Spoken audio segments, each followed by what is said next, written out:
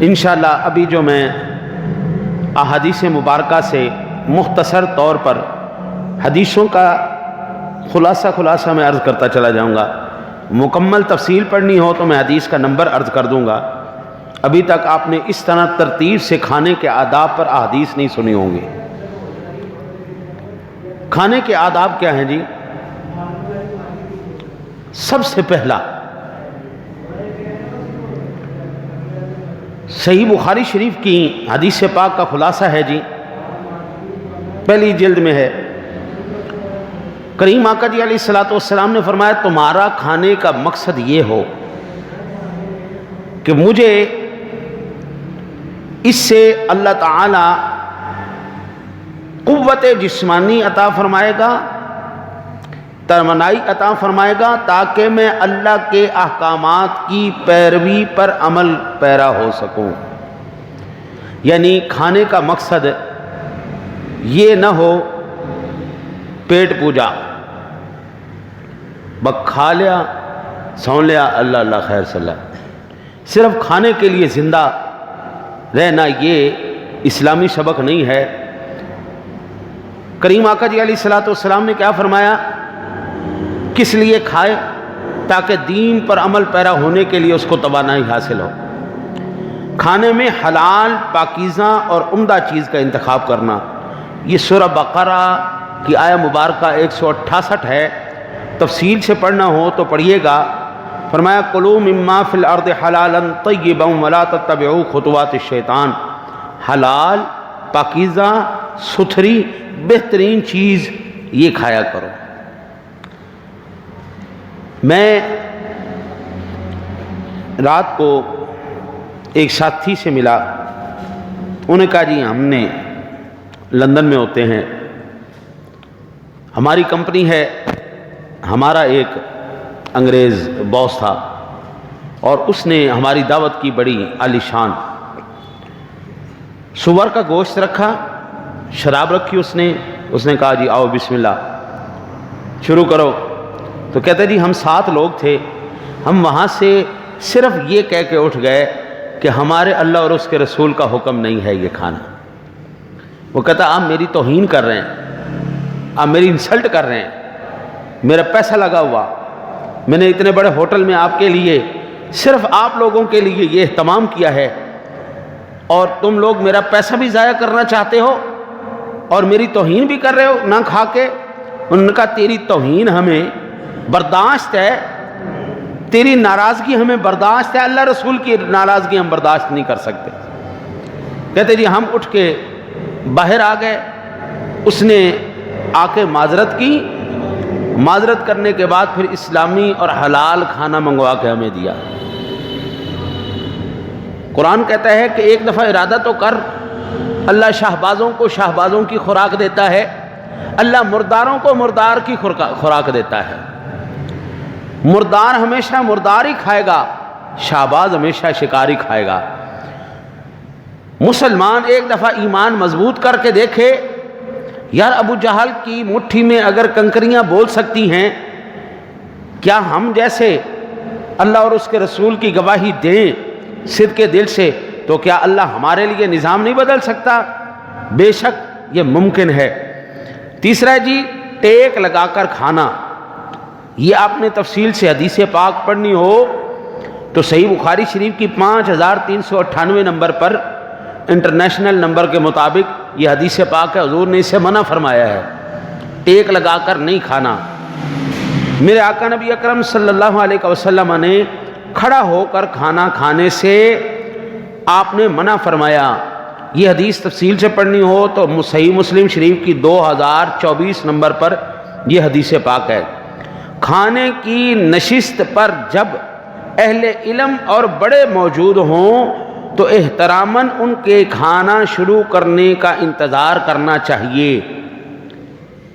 جب بڑے لوگ علماء بیٹھے ہوں تو یہ نہیں کہ آتے ساتھ ہی گپا گپ ان کا انتظار کرے، جب وہ شروع کر لے پھر وہ شروع کرے. یہ حدیث تفصیل سے پڑھنی ہو تو سنن ابی داود کے اندر یہ حدیث پاک 3766 نمبر پر آپ کو ملے گی. کھانا ٹھنڈا کر کے کھانا باعث برکت ہے. یہ سنن دارمی کے اندر مکمل حدیث پاک آپ کو ملے گی 2211 نمبر پر. کھانے کے دوران ہڈیاں اور گٹھلیاں علیحدہ برتن میں رکھنی چاہیے. یہ حدیث پاک صحیح مسلم شریف کی 2042 نمبر پر حدیث پاک ہے جی. کھانے والی چیزیں انگور کھجور وغیرہ اجزاء کی صورت میں ہوں تو ایک وقت میں ایک ہی پیس اٹھانا چاہیے. یہ حدیث پاک آپ نے تفصیل سے پڑھنی ہو تو صحیح بخاری شریف کی 5446 نمبر پر حدیث پاک آپ کو تفصیل سے ملے گی. یہ نہیں گچھا آیا سارے ہی ہاتھ میں، ہاں جی کھجوریں آئیں پورا مٹھی بھر لیا ہے. نہیں، خاص کر اب تو کرونے نے سب کچھ گڑبڑ کر دیا. جب ہم افطاری کرتے تھے نا جی تو جب الحمدللہ ابھی یہاں پر تو نظام ہی کوئی نہیں ہے، کوئی ایسا سوچ بیچاری کوئی نہیں ہے، اللہ تعالیٰ ہدایت نصیب فرمائے. ہم اپنی جامع مسجد عمر میں ایک وسیع لنگر شریف کا اہتمام کرتے افطاری میں خاص کر، اور جو معتکفین آتے تھے ان کا سحری بھی افطاری بھی سارا انتظام کر وسیع لنگر لگا دیا جاتا تھا، بڑا دسترخوان بچھا.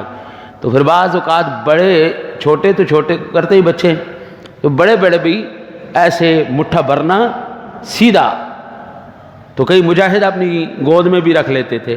یہ کھانے کے آداب نہیں ہیں، رسول اللہ صلی اللہ علیہ وسلم نے یہ آداب نہیں سکھائے. کھانا اکٹھے ہو کر کھانا باعث برکت ہے. یہ حدیث پاک مسند امام احمد کے اندر 16078 نمبر پر حدیث پاک موجود ہے. کھانے کو ہاتھ سے توڑ کر کھانا چاہیے. سخت ہونے کی صورت میں دانتوں سے نوچ کر کھانا بھی درست ہے. یہ صحیح بخاری شریف کے اندر حدیث پاک آپ کو ملے گی. اچھا جی، کھانے میں عیب نہیں نکالنا چاہیے. دل نہ مانے تو خاموشی سے چھوڑ دینا بہتر ہے. صحیح بخاری شریف کے اندر 3563 نمبر پر یہ حدیث پاک موجود ہے جی. اگر کھانے کا لقمہ نیچے گر جائے تو اٹھا کر صاف کر کے کھا لینا چاہیے. یہ صحیح مسلم شریف کی 2034 نمبر حدیث پاک ہے. ہمارے ہاتھ سے لقمہ گر گیا، وہ گندا ہو گیا گندا ہو گیا گندا ہو گیا. یہ اسلامی تعظیم نہیں ہے. کریم آقا جی علیہ الصلوۃ والتسلیم کی ذات گرامی گھر میں جلوہ گر ہوئے اور ایک روٹی کا ٹکڑا آپ نے نیچے گرا ہوا دیکھا، آپ نے اٹھا کے ارشاد فرمایا عائشہ اس کی قدر کیا کرو، جس سے اللہ چھین لے اس کو نہیں دوبارہ عطا فرماتا. ہاں تو لقمہ گر جائے اس کو اٹھائیے، صاف کیجئے، اس کو پھر اپنا تناول کر لیجئے. یہ حضور سرور کائنات صلی اللہ علیہ وسلم کا حکم بھی ہے، عمل بھی ہے. میں نے آپ کو عرض کیا کہ یہ کہاں پہ ہے، یہ صحیح مسلم شریف میں ہے 2034 نمبر پر حدیث پاک.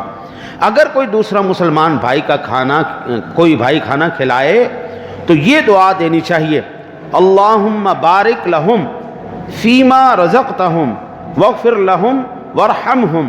یہ سنن ابو داؤد شریف کے اندر حدیث پاک ہے 3729 نمبر پر. اور میرے آقا نبی اکرم صلی اللہ علیہ وسلم نے یہ جو کھانے کے آداب ارشاد فرمائے،